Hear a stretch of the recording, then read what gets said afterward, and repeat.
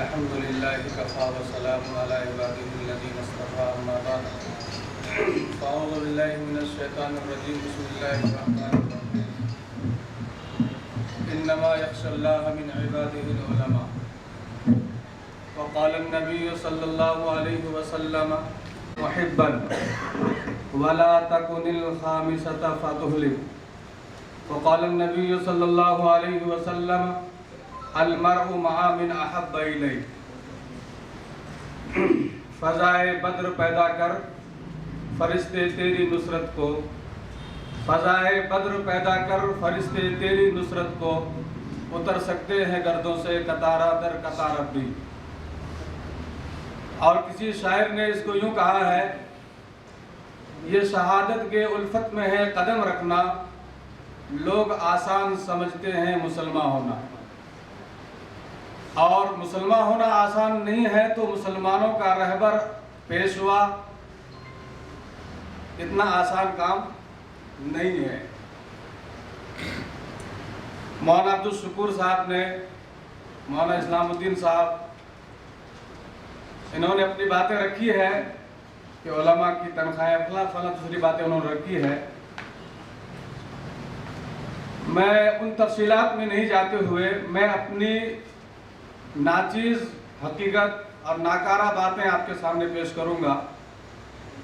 جس وقت میں فارغ ہو کر آیا 1997 میں یہ سمجھتا تھا کہ میں سب سے ناکارہ طالب علم ہوں، مجھے کچھ نہیں آتا ہے، شاید کہ کوئی مدرسہ والا مجھے قبول کرے گا یا نہیں کرے گا۔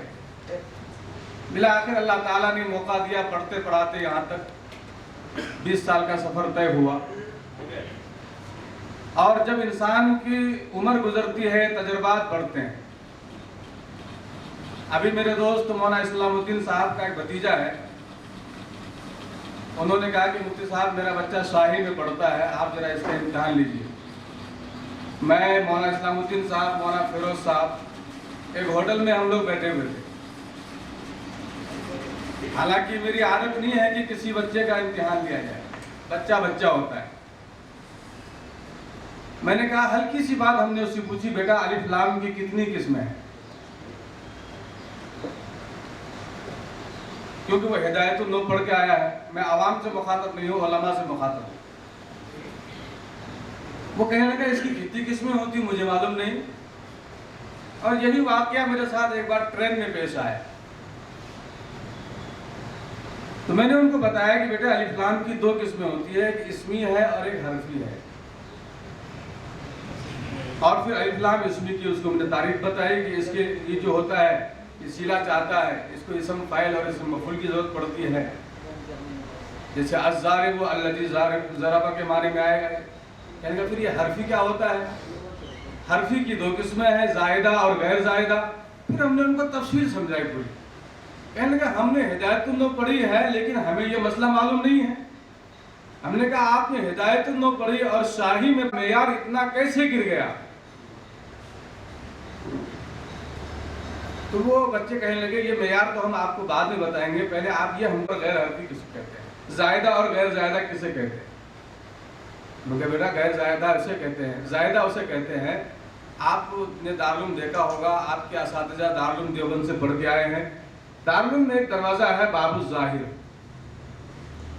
افغانستان کا کوئی بادشاہ تھا، اس نے شاید اس دروازے کو بنایا ہے، اس کے نام پہ یہ دروازہ بنا ہے۔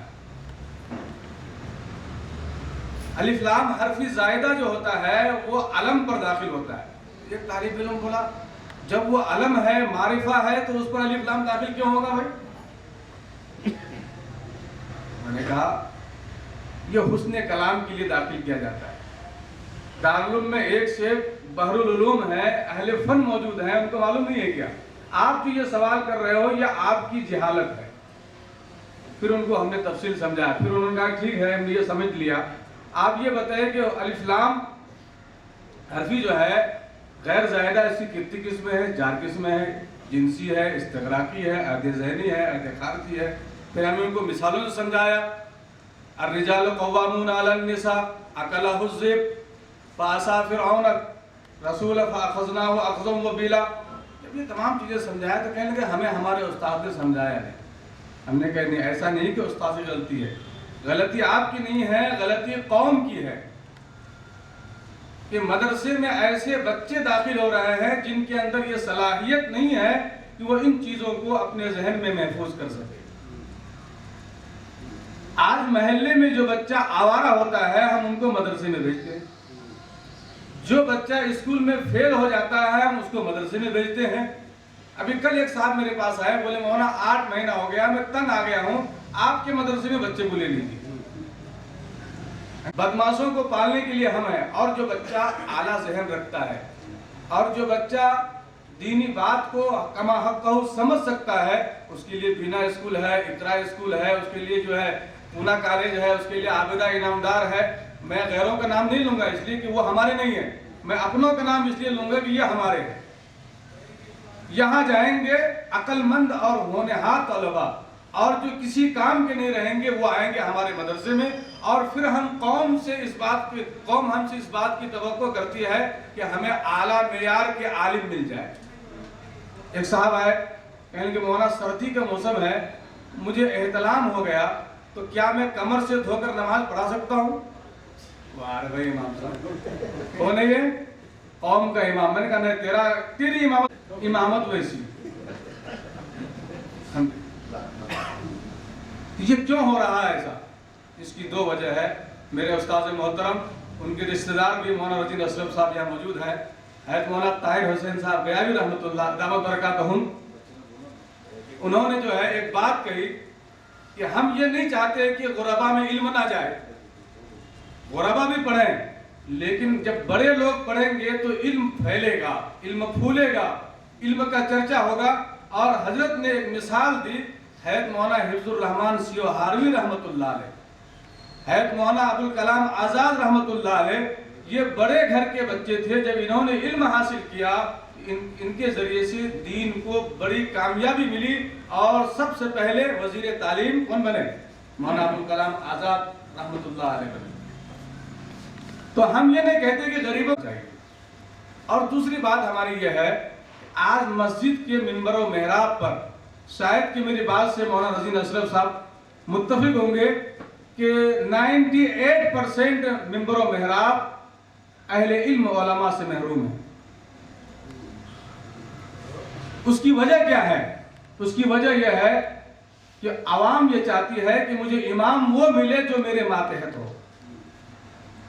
گزشتہ جمعہ میں دیو روڈ میں گیا تھا جمعہ پڑھانے کے لیے، انہوں نے وہاں کے ٹرسٹیوں نے مجھ سے کہا مولانا میرے پاس دوں گا، اور ہمیں ایسا امام دو جن کو بچے کم ہو۔ یہ پرسوں کی بات ہے، تو پرانی بات نہیں بتا رہا ہوں میں، اور میرے ساتھ یہ ہوا ہے۔ میں نے کہا کیسا چاہیے؟ کہیں گے ایک امام صاحب مالیگاؤں سے آئے، انہوں نے کہا مجھے 20,000 روپے تنخواہ چاہیے اور مجھے 8 بچے ہیں۔ یہ کوئی طریقہ ہے کہ 8 بچے؟ تو مجھے غصہ آ گیا۔ میں نے کہا رسول اللہ صلی اللہ علیہ وسلم کی تعلیمات کے سامنے آپ کی کوئی اوقات، کوئی بساط نہیں ہے کہ آپ کو مانا جائے۔ رسول اللہ نے فرمایا کہ ایسی عورت سے نکاح کرو جو زیادہ بچہ پیدا کرتی ہو، تاکہ میں کل میدان محشر میں اپنی امت کے اوپر فخر کروں۔ تم رسول اللہ صلی اللہ علیہ وسلم کے احادیث کا انکار کر رہے ہو، تم کیسے ٹرسٹی ہو؟ اور ہوتا یہ ہے کہ جو جتنا بڑا مالدار، جتنا بڑا گنڈا، اتنی بڑی مسجد کا امام۔ کیا امام صاحب، صدر صاحب جو دودھ لاتے ہیں گھر میں اپنے پوترے نواسی بچوں کے لیے، ان کو پوچھے کہ مہینے کا دودھ کتنے کا آتا ہے؟ میرا ظلمہ جو ہے کہ تلخ ہوتا ہے۔ مولانا اسلام الدین صاحب، مفتی عبدالصمد صاحب بولتے ہیں کہ بھائی آپ اسٹیج پہ کیا بولیں گے ہم کو یقین نہیں ہے۔ میں نے کہا بھائی یہ کرم ہے مولانا طاہر حسین صاحب بیابی دامت برکاتہم کا، میں نے ان کی صحبت اختیار کی ہوئی ہے، میری زبان بھی انہی کی طرح چلتی ہے۔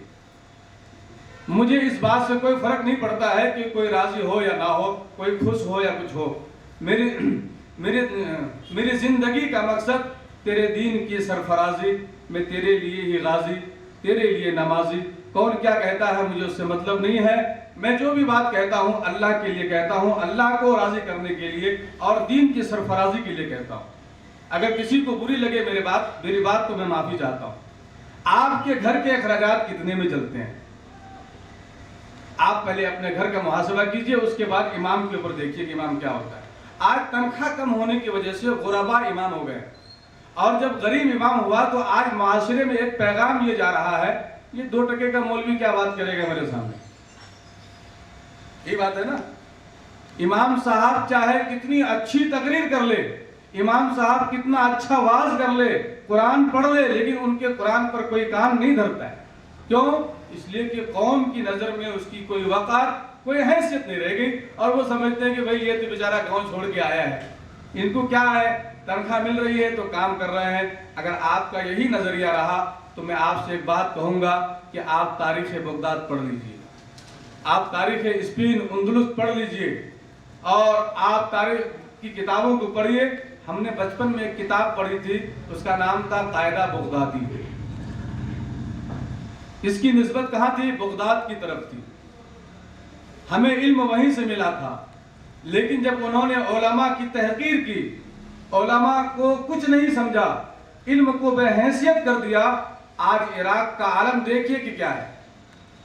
مولانا تقی عثمانی صاحب دعوت برکاتہم نے جہاں دیدہ، جب لوگوں اسپین والوں نے علماء کو نہیں سمجھا، وہاں کے علماء کی تحقیر کی،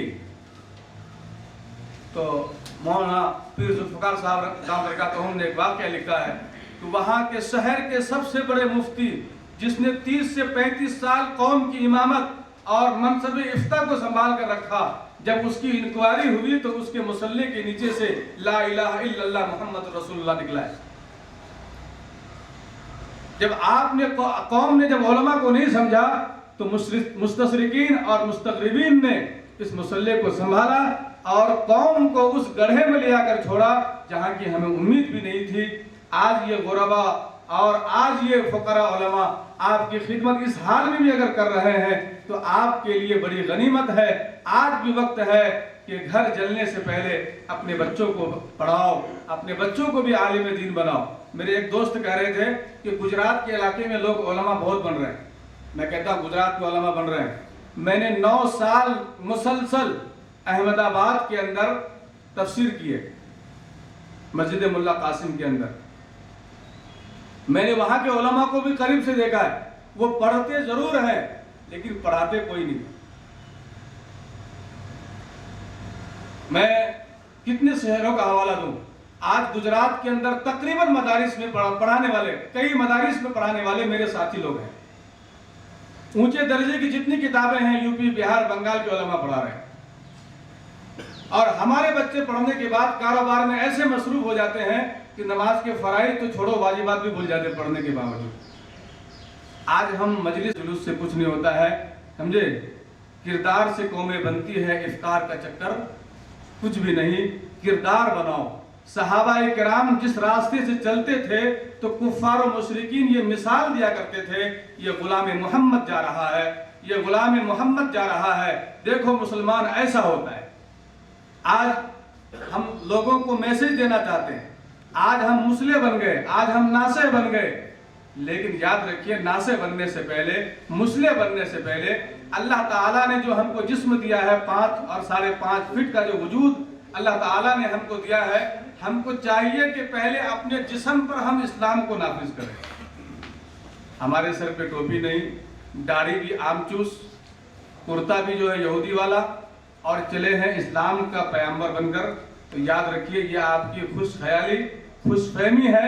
اس سے اسلام پنپا نہیں ہے، پنپے گا نہیں. چاہے کوئی مجھے تانا دے کہ یہ تو داڑھی اور ٹوپی میں اٹک گیا ہے، میں صحیح ہے میری بات، چاہے میں داڑھی ٹوپی میں اٹکا ہوا مولوی ہوں، لیکن یہ بنیاد ہے. جب تک آپ کے وجود پر اسلام نہیں آئے گا، آپ کے جسم پر جب تک اسلام نافذ نہیں ہوگا، اس وقت تک اسلام کو آپ آگے نہیں بڑھا سکتے ہیں. میں اسی باتوں پر اپنی بات کو ختم کرتا ہوں. اللہ تعالی ہم سب کو عمل صالح کی توفیق عطا فرمائے. وآخر دعوانا ان الحمد للہ رب العالمین.